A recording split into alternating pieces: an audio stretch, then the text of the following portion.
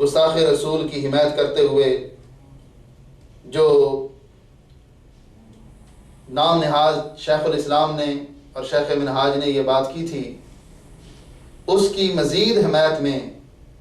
پتہ نہیں کس وجہ سے حمایت کی ہے، مجھے اس بات کی سمجھ نہیں آ سکی۔ ایک آدمی نے یوٹیوب پر اپنی ایک ویڈیو اپلوڈ کروائی جس کا نام علی وقار بتایا جا رہا ہے۔ اس نے انتہائی غلط زبان استعمال کی ہے، اگرچہ اس کے موضوع کا شروع میں اس نے ابتدا میں بیان ہی اس طرح کیا ہے کہ آداب زبان ہونے چاہیے جو امام غزالی رحمۃ اللہ علیہ نے بیان فرمائے ہیں، گفتگو کے آداب ہوں، ان کے مطابق بندہ گفتگو کرے۔ تو اس پر گفتگو شروع کرتے ہوئے اس نے جو اپنی اس ابتدائی گفتگو کی اگلے مرحلے میں جو دھجیاں اڑائی ہیں اور جو اپنے قول و فعل کا بلکہ قول اور قول کا تضاد پیش کیا ہے کہ 5 منٹ پہلے کچھ کہا، 5 منٹ بعد کچھ اور کہہ دیا، یہ جو مسلسل اس نے اس طریقے سے اپنے آپ کو جھٹلایا، تو وہ میں آپ کے سامنے عرض کرنا چاہتا ہوں کہ علی وقار نے اپنی گفتگو کے ابتدا میں یہ بتایا کہ گفتگو شائستہ ہو، اچھے الفاظ میں ہوں، چھوٹے بڑے کا لحاظ رکھا جائے۔ یہ اس نے 5 آداب احیاء العلوم کے حوالے سے بیان کیے۔ پہلے نمبر پہ گفتگو شائستہ ہو، اچھے الفاظ میں ہو۔ دوسرے نمبر پہ یہ ہے چھوٹے بڑے کا لحاظ رکھا جائے، اور تیسرے نمبر پہ ہے کہ علم و جہل کا فرق رکھا جائے، اور چوتھے نمبر پہ کہ مخاطب کی دل آزاری نہ ہو، اور 5ویں نمبر پہ اس نے یہ بیان کیا کہ اختلاف کو اچھے انداز میں پیش کریں۔ یہ گفتگو کی ابتدا تھی، لیکن مجھے رونا آ رہا ہے ایسے اشخاص پر کہ جو اپنے آپ کو بڑا ہی دین کا پیروکار سمجھتے تھے، عالمگیر سوچ کے اپنے آپ کو حامل سمجھتے تھے۔ آج جس وقت ان کے ایک موقف کے اوپر گرفت کی گئی تو انہوں نے کتنی بڑی گالیاں دی علماء کرام کو۔ میری زبان لرزتی ہے ایسے لفظ بولنے سے کہ کیسا وہ بے باک شخص ہے کہ جس کو تربیت ہی آج تک یہی دی گئی، جس کو پتہ ہی نہیں ہے کہ میں نے بڑے کے ساتھ بات کیسے کرنی ہے، ان کو مخاطب کیسے کرنا ہے۔ تو اس سے یہ اندازہ ہو سکتا ہے کہ جو لوگ اہل سنت و جماعت کے جید علماء بلکہ تمام علماء کرام کے جو زد و کوب کرتے ہوئے الیاذ باللہ ان کے بارے میں زبان درازی کر رہے ہیں، ان کا مقصد یہ ہے کہ وہ حقائق کو مسخ کرنا چاہتے ہیں اور اہل سنت و جماعت کو گالیاں دینا چاہتے ہیں۔ اب دیکھیں اس نے شروع میں تو یہ آداب بیان کیے اور آگے جا کر خود پرور فتنہ پرور علماء کن کو کہا؟ ان کو کہا جو نبی علیہ الصلوۃ والسلام کے ناموس کے محافظ ہیں، جو اپنے تن من دھن سب کچھ قربان کرنے والے ہیں، ان کو الیاذ باللہ فتنہ پرور کہا۔ تو یہ صرف گالی آج کسی اکیلی شخصیت کو قبلہ جلالی صاحب کو نہیں بلکہ تمام ناموس رسالت کے محافظ علماء کرام 14 صدیوں میں جتنے بھی ہوئے ہیں ان کو الیاذ باللہ فتنہ پرور کہا گیا، کیونکہ سب کا نظریہ وہی تھا جو نظریہ آج اللہ تعالیٰ نے قبلہ جلالی صاحب کو عطا فرمایا ہے کہ ایسے لوگ تو کسی دوسرے شخص کے ساتھ بھی اتفاق کرنے کے اہل نہیں ہیں، چہ جائے کہ وہ یہ کہیں کہ ہم سب لوگوں کو متفق کرنا چاہتے ہیں، متحد کرنا چاہتے ہیں۔ جتنا بڑا بندہ نعرہ لگائے اتنا بڑا حوصلہ بھی ہونا چاہیے۔ اگر تمہارے اندر ہمت ہوتی تو دلائل کے اندر تم جواب دیتے، گالیاں کبھی نہ دیتے۔ گالیاں دینا اور اس طرح باتیں کرنا یہ بتا رہا ہے کہ علم سے تمہارا برتن خالی ہے، تمہیں یہی چیز سکھائی گئی تھی جو آج تمہاری زبان سے نکل رہی ہے۔ میں ابھی صرف ابتدائی چند باتیں جو ان کے اپنے اقوال جو جس طرح ان کے نام نہاد شیخ الاسلام نے 85 کے اندر کوئی اور نظریہ بیان کیا تھا اور آج کچھ اور بیان کر دیا ہے، تو وہ تو پرانی بات ہو گئی۔ اب ان کے جو نئے لوگ آ رہے ہیں ان کا 5 منٹ پہلے کچھ اور نظریہ ہوتا ہے اور 5 منٹ بعد کچھ اور نظریہ بنیاز باللہ۔ میری ادنا سی اپیل ہے ایسے شخص کے سامنے کہ خدا را ذاتیات کو چھوڑو۔ آج بھی اگر کچھ علمی صلاحیت ہے، تمہارے سارے ادارے میں کسی کے پاس علمی مقام ہے، علمی اس کی سطوت ہے، تو وہ اس وقت آئے ہم سے بات کرے، ہم بڑے ہی آسان انداز میں برادرانہ لہجے میں ہم تمہارے ساتھ بات کرنا گوارا کریں گے اور تمہاری جو باتیں ہیں ان کا جواب دینا۔ لیکن اس طرح کی یہ جو لفظ بولنا کہ فتنہ پرور مولوی ہے، تو یہ تو پھر ہر ایک بندے کی زبان ہے، اگلے بدلے میں وہ بھی ایسے کہہ سکتا ہے، اس سے بات کا حل نہیں نکل سکتا۔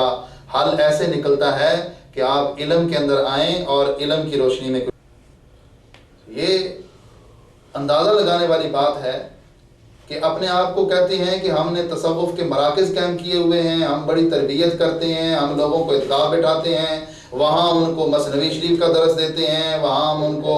تصوف کی کتابیں پڑھاتے ہیں۔ یہ سارے دعوے دھرے کے دھرے رہ گئے، جو 5 منٹ پہلے کی گفتگو تھی وہ بھی ساری ختم ہو گئی۔ آداب زبان کا لحاظ نہ، ایک طرف اپنی علمیت اور قابلیت جھاڑنا چاہتے ہیں، جو کہ بالکل آپ سنیں گے تو پتہ چلے گا کہ کتنی قابلیت ہے، اور یہ کہتے ہیں کہ یہ علمی موضوع اور فتنہ پرور۔ یار کون سا علم ہوتا ہے؟ جو علم تمہارے پاس ہے وہ ذرا لاؤ نا، ہمیں بھی دکھاؤ کہ وہ کون سا علم تمہارے پاس ہے۔ ہم تو یہی سنتے ہیں کہ کوئی حدیث پاک پڑھتے ہو تو غلط پڑھتے ہو، قرآن مجید کی آیت پڑھتے ہو تو غلط پڑھتے ہو، ترجمہ اس کا مفہوم بیان کرتے ہو غلط بیان کرتے ہو، اور پتہ نہیں علم کون سا تمہارے پاس بھی ہے۔ کیا رسول پاک صلی اللہ علیہ وسلم کی محبت اور اس کی خاطر اپنی قربانیاں پیش کرنا یہ بے وقوفی ہے؟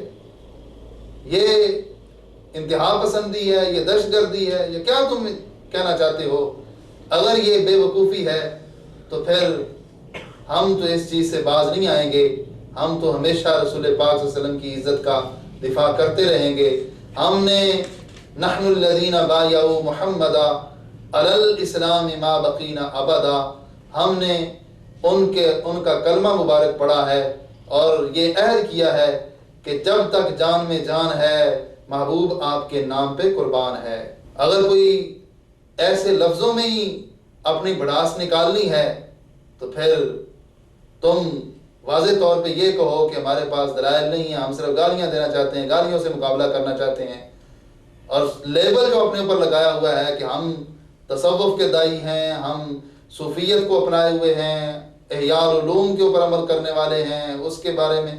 تو یہ سارا لیبل اپنا ختم کر دو، گالیوں سے بات کرو، اور جب صرف گالیوں پہ بات ہوگی اور اپنا لیبل یہ تم اتار لو گے پھر ہم تم سے بات کرنا ہی پسند نہیں کریں گے، کیونکہ اللہ تعالیٰ ارشاد فرماتا ہے وَإِذَا خَاطَبَهُمُ الْجَاهِلُونَ قَالُوا سَلَامًا، کہ جب جاہلوں سے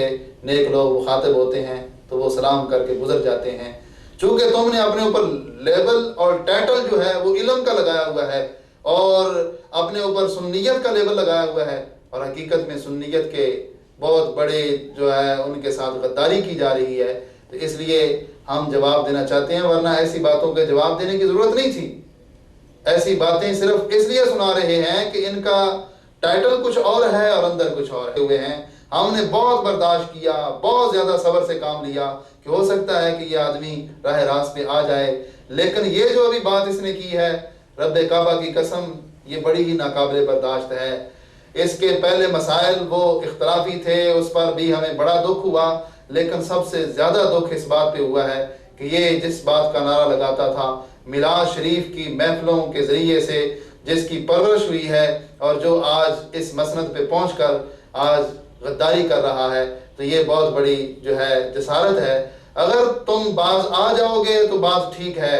ورنہ ایسے الزام جو ہمیں تم دے رہے ہو، ہم ایک ایک بات ایسی دکھائیں گے، پورا ریکارڈ ہم جب تمہارے سامنے رکھیں گے تو تمہاری تحریک جو ہے وہ بالکل دم بخود ہو جائے گی اور وہ بالکل ختم ہو جائے گی۔ اس لیے آج وقت ہے کہ توبہ کر لو اور اہل حق کی صف میں آ کے کھڑے ہو جاؤ۔ اللہ تعالیٰ نے قرآن مجید فرقان حمید میں یہ ارشاد فرمایا کہ جو میرے محبوب علیہ السلام کا بے ادب اور گستاخ ہوتا ہے وَذُلٍّ بَعْدَ ذَلِكَ زَنِيمٌ، اللہ تعالیٰ نے اس کے بارے میں زنیم کا لفظ بولا ہے، اور بہت ہی اس کے بارے میں اللہ تعالیٰ نے یہ وضاحت فرما دی ہے کہ ایسا شخص جو بے ادبی کا مستحق ہوگا اور کوئی بے ادبی کرے گا تو وہ کسی عزت کا لائق نہیں ہے۔ اگر ہم ایسے لفظ بولتے تو ہمیں حق پہنچتا تھا کہ تم گستاخوں کی حمایت کر رہے ہو، لیکن ایسے شخص نے جو گستاخوں کی حمایت بھی کرتے ہیں اور ساتھ اہل سنت و جماعت کو گالیاں بھی دیتے ہیں، تو گویا کہ ڈبل جرم کر رہے ہیں۔ ایک گستاخی کر کے اپنی عاقبت برباد کر رہے ہو، اور دوسرا تم اہل سنت و جماعت کو گالیاں دے رہے ہو۔ اپنے ان کرتوتوں سے باز آ جاؤ، ورنہ خدا تبارک و تعالیٰ کی پکڑ بڑی سخت ہوگی۔ اب انہوں نے اپنی قابلیت کا جہاں تک دعویٰ کیا، آپ دیکھیں ذرا اس کی قابلیت کتنی ہے۔ جو بار بار یہ کہتا تھا، الزام دیتا تھا، تانے دیتا تھا علماء کرام کو کہ یہ مولوی اور یہ فتنہ پرور اور اس طرح کے لفظ آپ سن چکے ہیں۔ اب دیکھیں، بہت شور سنتے تھے پہلو میں دل کا، جب چیرا تو ایک قطرہ بھی خون نہ نکلا۔ اب ان کی اپنی قابلیت دیکھیں، جس طرح انہوں نے تربیت بولنے کی اپنے کسی موصوف سے سیکھی ہے، اسی طرح انہوں نے عبارتیں پڑھنے کی اور مختلف قسم کے کلمات، ضرب الامثال جو ہیں ان کے بولنے کی جو تربیت ہے وہ بھی انہوں نے اپنی کسی شیخ سے حاصل کی ہے۔ تو وہ دیکھیں اس بارے میں کیا کہتے ہیں۔ ان کی علمی حیثیت میں سب سے پہلی بات آپ یہ دیکھیں کہ انہوں نے ایک مشہور جو شعر تھا فارسی زبان کا، جو اہل علم جانتے ہیں کہ ایک فقرہ اکثر پڑھا جاتا ہے کہ چے نسبت خاک را با عالم پاک، چے نسبت خاک را با عالم پاک۔ یہ سارے حضرات جانتے ہیں، اہل علم اس سے واقف ہیں کہ یہ بات جو ہے، یہ فقرہ اس طریقے سے ہے کہ جو خاک ہو اس کو پاک کے ساتھ کیسے نسبت ہو سکتی ہے، یعنی خاک ادنا چیز ہے اور پاک اعلیٰ چیز ہے۔ لیکن اس چھوٹے سے فقرے کے اندر اس نے 3 بڑی بڑی غلطیاں کر ڈالی۔ پہلا لفظ تو یہ چے کی بجائے چا پڑ گیا، چا نسبت رہا، بلکہ یہاں مجھے فارسی کے ایک شعر یاد آ رہا ہے کہ چنسبت پاک رابا عالم خاک، چنسبت پاک رابا عالم، چا نسبت رہا، حالانکہ چا نہیں ہوتا، چے ہوتا ہے۔ چا کا معنی تو کنواں ہوتا ہے۔ تو اس نے گویا کہ سب اپنے سوچنے والوں کو، اپنے سامعین کو، ناظرین کو اس نے کنویں میں ڈال دیا، اور ان کو کنویں میں ڈال کے خود اوپر پتہ نہیں اپنے جو ہے اس طرح کے الفاظ بولتا رہا۔ تو اس نے ایک تو یہ لفظ غلط پڑھا، اور ساتھ چے نسبت خاک را کو اس نے چے نسبت پاک را با عالم خاک، تو اس کو بھی الٹ کر دیا۔ جہاں پاک لگانا تھا وہاں خاک لگا دیا، جہاں خاک لگانا تھا وہاں پاک لگا۔ بلکہ یہاں مجھے فارسی کے ایک شعر یاد آ رہا ہے کہ چنسبت پاک رابا عالم خاک، چنسبت پاک رابا عالم خاک، پاک اور خاک کے درمیان فرق کا پتہ نہ ہو۔ آج وہ ڈاکٹر صاحب کے اوپر، جلالی صاحب کے اوپر الزام تراشی کر رہا ہے، ان کو گالیاں دے رہا ہے۔ کچھ بندے کو اپنی حیثیت دیکھنی چاہیے، کچھ یہ بھی دیکھنا چاہیے کہ مجھے جب ایک فقرہ بولنا نہیں آتا، میں ایک فارسی کا شعر صحیح نہیں پڑھ سکتا، میں کوئی ایک حدیث صحیح نہیں پڑھ سکتا، تو میں اتنے بڑے الزام ایسی ہستیوں پہ لگا رہا ہوں۔ کچھ تو ہر بندے کے اندر احساس ہونا چاہیے، اور کچھ نہ کچھ ادب و آداب ہونے چاہیے۔ اب دیکھو، یہ تو پھر بھی فارسی کا شعر ہے، آگے اس نے کیسے گل کھلائے آپ دیکھتے جائیں۔ دوسرے نمبر پہ آپ دیکھیں کہ اس نے بخاری شریف کی حدیث میں 2 بار پڑھتے ہوئے اتنی صریح غلطی کی ہے کہ کہتا ہے کہ پہلے لفظ پڑھا اس نے من ادالی ولیًا فقد آذنتہ بالحرب، پہلے اس طرح پڑھا، اس میں 2 غلطیاں کی، ادا اور آذنتہ، 2 غلطیاں۔ یہ جو حدیث پاک من عدالی ولیًا فقد آذنتہ بالحرب، کہ جس نے میرے ولی سے مخالفت کی، صحیح یہ جو حدیث پاک من عدالی ولیًا فقد آذنتہ بالحرب، کہ جس نے میرے ولی سے مخالفت کی، صحیح حالانکہ اتنی مشہور و معروف حدیث پاک ہے، یہ تمام اہل علم جانتے ہیں کہ آذنتہ پڑھنا یہ بالکل غلط ہے،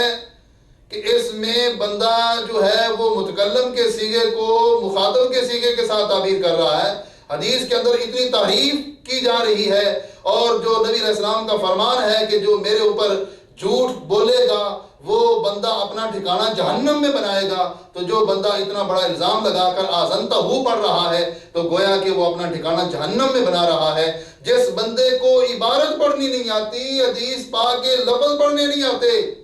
وہ الزام دوسروں کو دیتا ہے کہ ان کی علمی قابلیت یہ ہے، وہ فتنہ پرور ہے، اور اپنے وہ بڑا جو ہے اس کو ظاہر کر رہا ہے اور اپنی قابلیت لوگوں کو دکھانا چاہتا ہے. یہ ان کی قابلیت ہے. ذرا خود سنیں ان کے اس کلپ کو اور بار بار سنیں اور پھر اندازہ